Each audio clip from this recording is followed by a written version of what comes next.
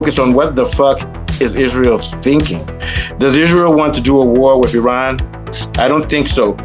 If they do want to do a war with Iran, you might as well take some wine right now like this and pour it for them, because this is me pouring for their eventual death.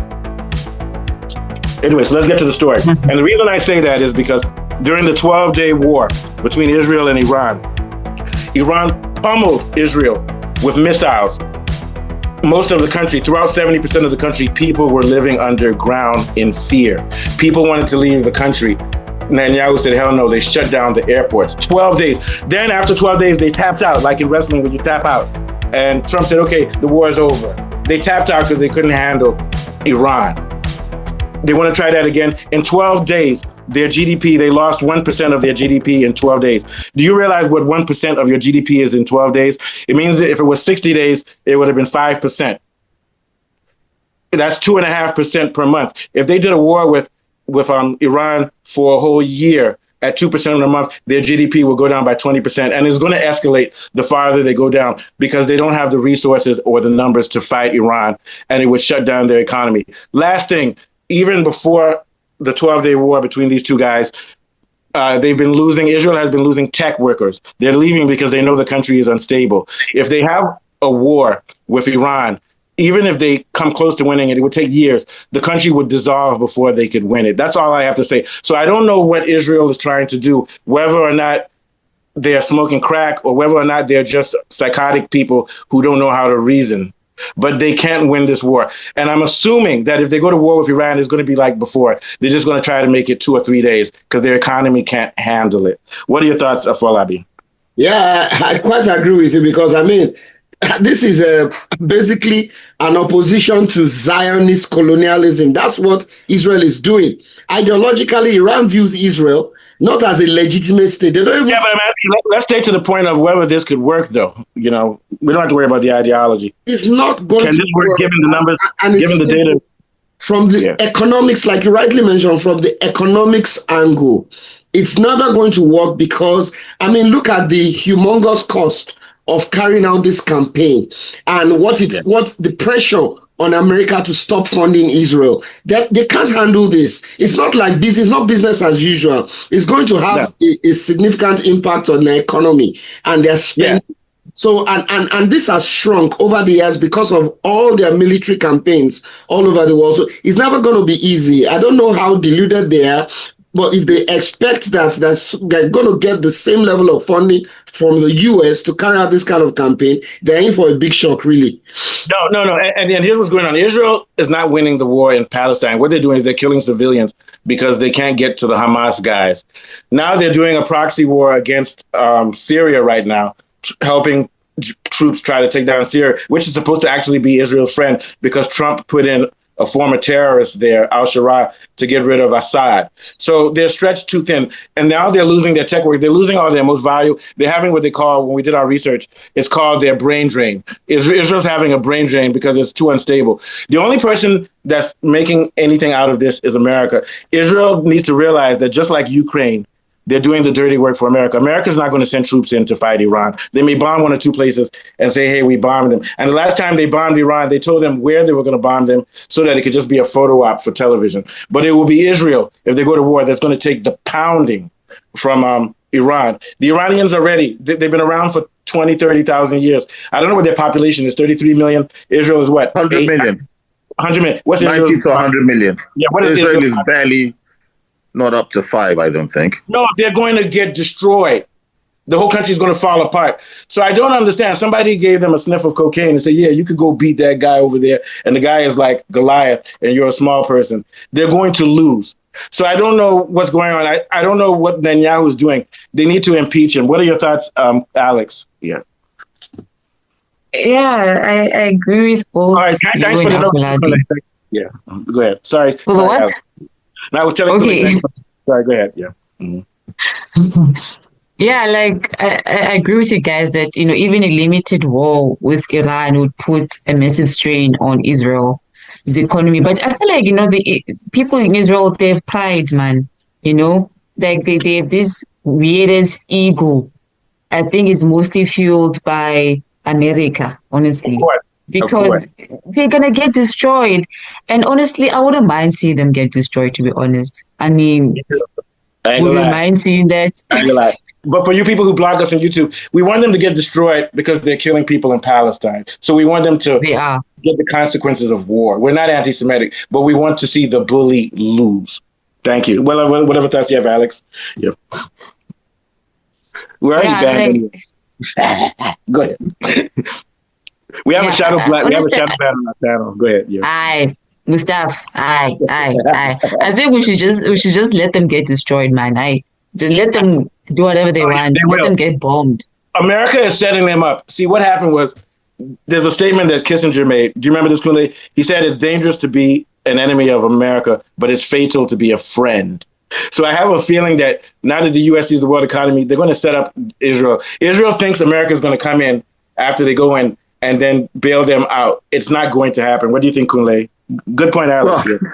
Well, I'll start with the first point, and then I'll get to Alex's point. So the problem that Israel has is that it's the size of New Jersey, and it's facing an enemy that has learned how to use hypersonic missiles to get past its Iron Dome. Yeah. Israel is in a situation where they're trying to become Greater Israel to take over the Middle East, and the main opposition to that is Iran. Now, with the 12-day war where they tried to go toe-to-toe with Israel, they found out that was FAFO.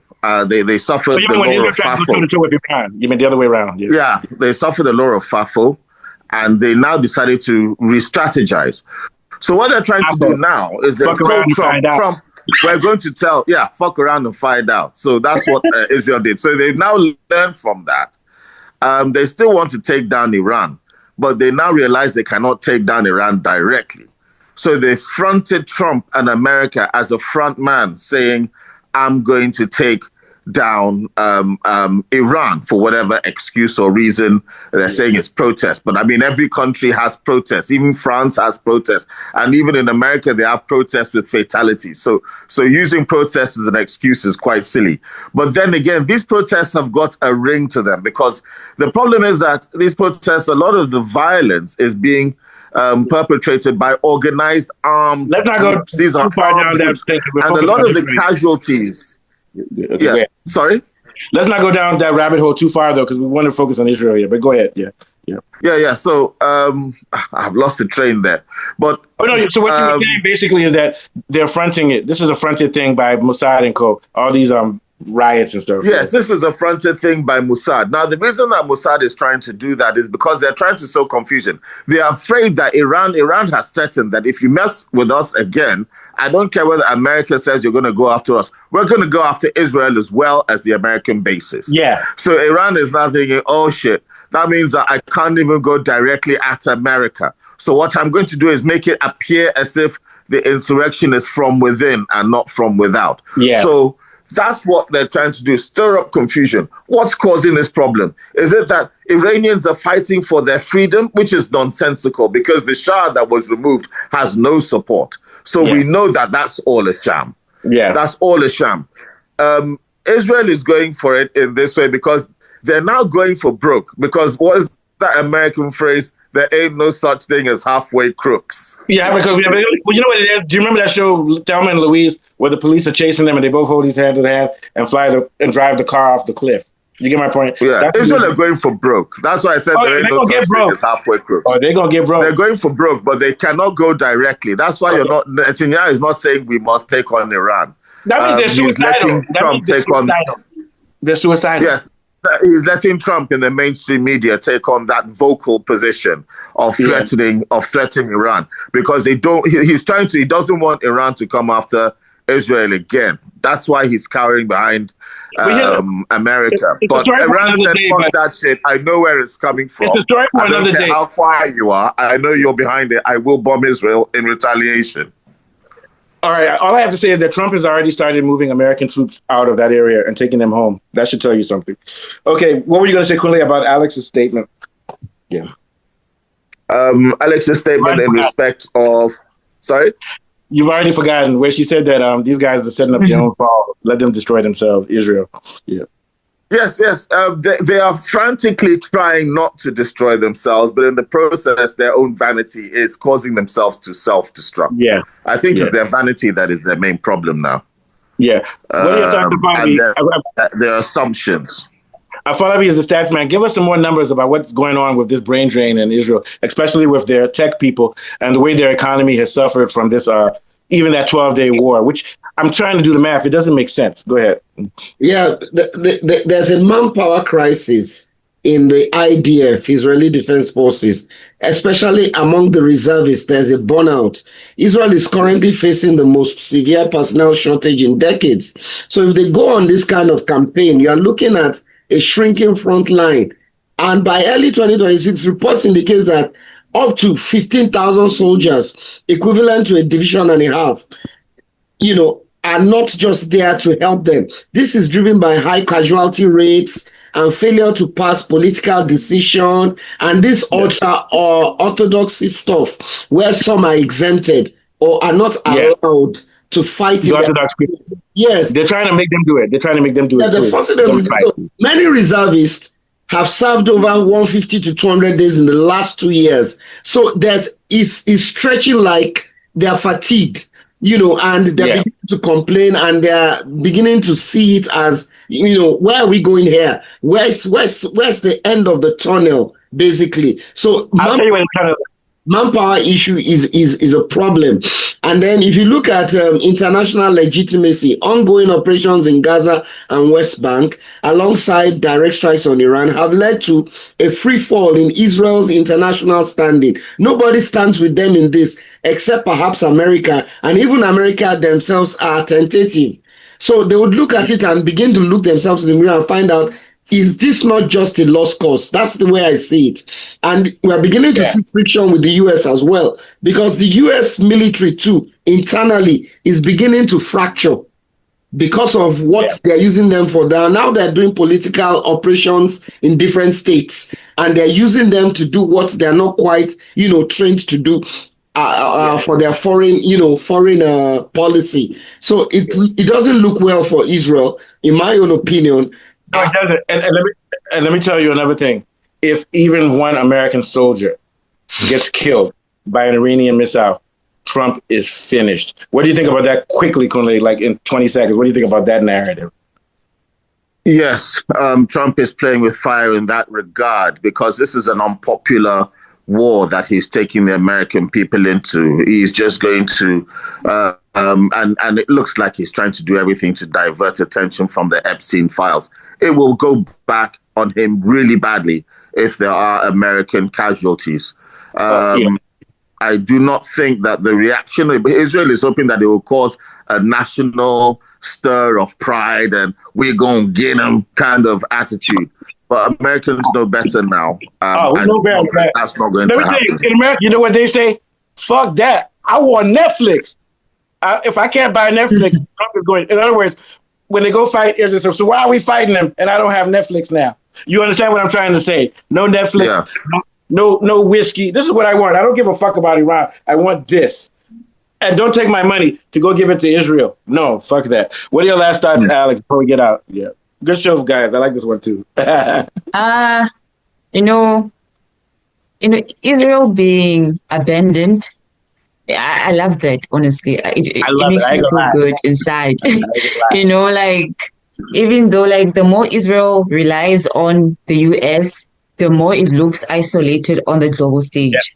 Which also it weakens its strategic position over time. I think it has already weakened that strategic position. So in other words, the world is basically saying, don't drag us into your mess, So that pressure can either force Israel to either rethink its strategy or risk alienating, those other countries that it depends on. So at this point, it's up to them, man. So I don't know. Are they going to redeem themselves or what? And based on what you're saying, then this whole thing is a trap for Israel. Because it is. And I feel like the US set them up. Yeah, this is a setup. It's a setup. Trump is moving his troops out of that area. This is a setup for Israel. It doesn't need them anymore. Yeah. What do you think, Kunle, before we head out? Yeah. Yes, like I said, it is the last game, last throw of the dice, desperate roll of the dice by Israel to quickly topple the Iranian, in inverted commas, regime. Nobody wants to mention that Iran is actually a democracy that actually allows protests. No one wants to say that. And because of the perception of Iran, that's why they're just saying, oh yeah, they're killing dissidents. That's not what's going on.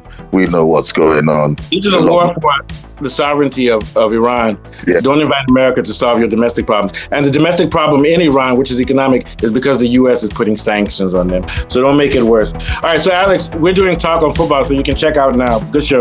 We're going to do 3 minutes on Senegal. All right.